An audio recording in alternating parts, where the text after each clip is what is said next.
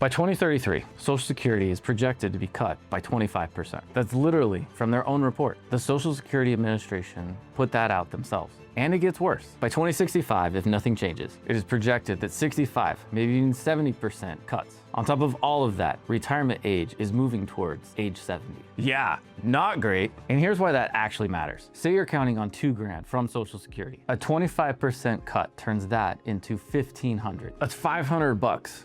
Just gone. $6,000 a year. And for most people, that's real money. That's groceries, electric bills. That's the difference between retirement feeling okay and retirement feeling stressed. And wondering every month if you have enough. And honestly, I just keep thinking about all of us looking at that FICA line disappear out of our paychecks. For like 30, 40 years thinking that money's going somewhere safe, right? And now we find out that the math is kind of a mess. Here's the actual point. Your Social Security number, it's not just some locked in thing that you have zero control over. There are real moves you can make right now that increases what you get every single month for the rest of your life. There are 5 of them. I'm gonna tell you exactly what they are and if they're worth it. Over 40% of Americans in retirement have Social Security as their only source of income. Not one of several, the only one, even for the people who have savings in a 401k and all of that. Social Security is almost always the backbone of the whole plan. Real quick, before I get into the 5 strategies, I wanna spend a couple minutes on how Social Security actually calculates your benefits. Every paycheck you have ever gotten, a chunk of it went to Social Security. That is the FICA line, 6.2% of your income up to a cap every year. And your employer was matching that the same amount the whole time. So both of you have been putting money into this your entire working life, whether you ever thought about it or not. Now, when it comes to figuring out what you actually get back, here's what they do. They go back through your whole work history, adjust those numbers by inflation, and they pull your 35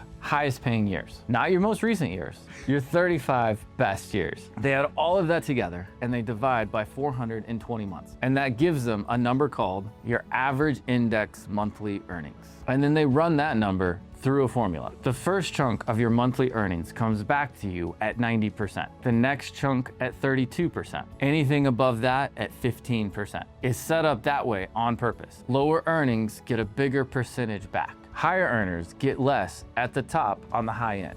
And that final number that they land on is called your primary insurance amount, PIA. That is what you get if you claim at your full retirement age. It's somewhere between 66 and 67, depending on when you were born. Everything we are about to talk about either adds to that number or takes away from it, depending on the choices you make right now.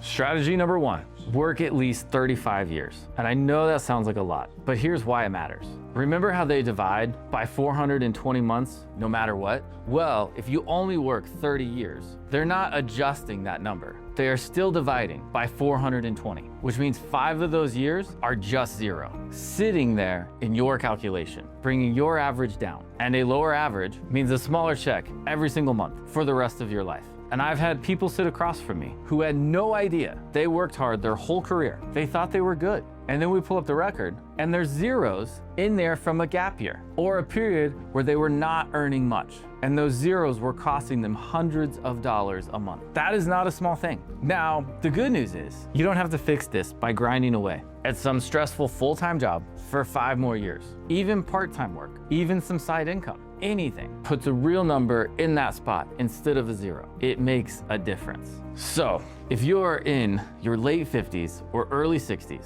and you've only worked 28 or 30 years, it is worth knowing that a few more years could bump that benefit more than you think. That leads right into strategy 2, which kind of takes the same idea up a level. Going over, but before I continue, there's a free guide waiting for you in the description that goes over the updated details about when you can claim Social Security, talks about Medicare and the totals, and other details in regards to Social Security. It's free, so click that link right now. All right, strategy number 2, replace low earning years. So most people think that after having 35 years, they're done. But the fact comes into play that obviously it's still the average, like I said before. And so if you have low income earning years, it's driving that average down. The 420 that it's using to divide that number by is still in play. So if you can actually earn higher years, it's going to keep moving that average up, which is going to have a meaningful impact on the number that you're going to actually receive in the end. Here's a quick example. Let's say one of your first earning years was $20,000. obviously it's a lower number because right now you're maybe earning $100,000, right? If you earn one more extra year at $100,000, it could swap out that $20,000, obviously increasing that average with a higher number. So before you decide to step back to part-time or walk away entirely, it is worth actually running the numbers and what that costs you long-term in Social Security income. All right, number 3. This one most people have heard something about, but very few people actually understand well enough to use it right. And honestly, it might be the most powerful one on this whole list. Strategy number 3, delay filing. And I want to actually show you the math on this because I think when people see the real numbers, it changes how they think about it. You can start taking Social Security at 62, but if your retirement age is 67 and you file at 62, that's 5 years early, and they permanently reduce your benefits by 6% for every year that you take early. 5 years early, that's roughly a 30% cut, not temporarily, every month for the rest of your life. So if your benefit at full retirement age would be $2,300 a month, filing at 62 drops that down to around $1,600. That is $700 less every single month. For 30 years, that is over $250,000 you left behind. That number tends to wake people up a little bit. Heck, it woke me up. Now on the flip side, every year you delay past your full retirement age, up to 70, your benefit grows by 8%. Wait 3 years past full retirement age, you've added 24% to that check. That same $2,300 becomes close to $2,900.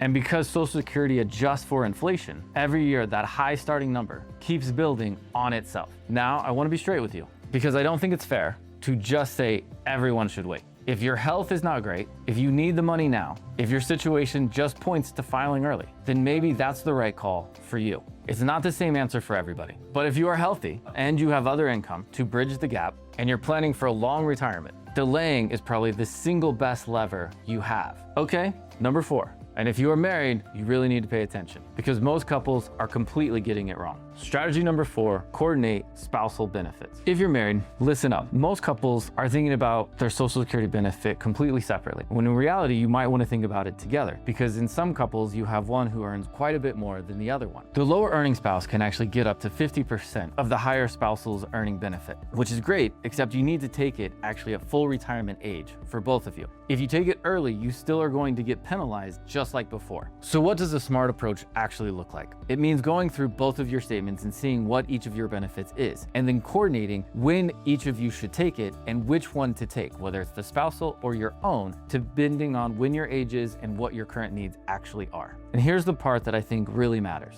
When one spouse passes away, the surviving spouse gets the higher of the two benefits. Not both, just the higher one. So if the higher earner built up a benefit of $3,700 a month by waiting and then passes away, that surviving spouse gets that $3,700 check for the rest of their life. That one decision about when to file might be one of the most important financial things one spouse ever does for the other. And honestly, I don't hear this one talked about enough. It's not about timing or how long you worked. It's about making sure the number that Social Security has on file for you is correct. This might be the most underrated thing on the entire list. Strategy number 5, check your earning records for heirs. And I know that sounds too basic to be on the list, but hear me out. The Social Security Administration keeps a record of every year you work and every dollar you earned, and they have actually acknowledged themselves that there are billions of dollars in wages that are reported but never properly matched to the right person's record. Billions just sitting there, unmatched. So what does that mean for you? So if one of your high income earning years is missing or showing a low number than what you actually made, your average is lower than it should be. Your benefit is lower than it should be every month, possibly for the rest of your life. And you would have no idea unless you actually went and looked. Here is all you do. Go to ssa.gov. The link is right here. Create a free account if you don't have one. Pull up your statement, look at your earnings year by year, grab a couple old tax returns or W-2s, and do a quick spot check. You don't need to go through every single year with a magnifying glass. Just scan for anything that looks off. A year where numbers seem way lower than you remember. If something is wrong, you can correct it. You need documentation, and the further back it goes, the harder it gets. So get started now. 30 minutes of your time, that's probably all it takes. And it could be worth hundreds of dollars a month, added to your check for the rest of your life. That's a pretty big deal. Look, Social Security is one of the most important financial decisions. Most people spend more time planning a vacation than they spend on actually thinking about this. And I'm not saying that to be harsh.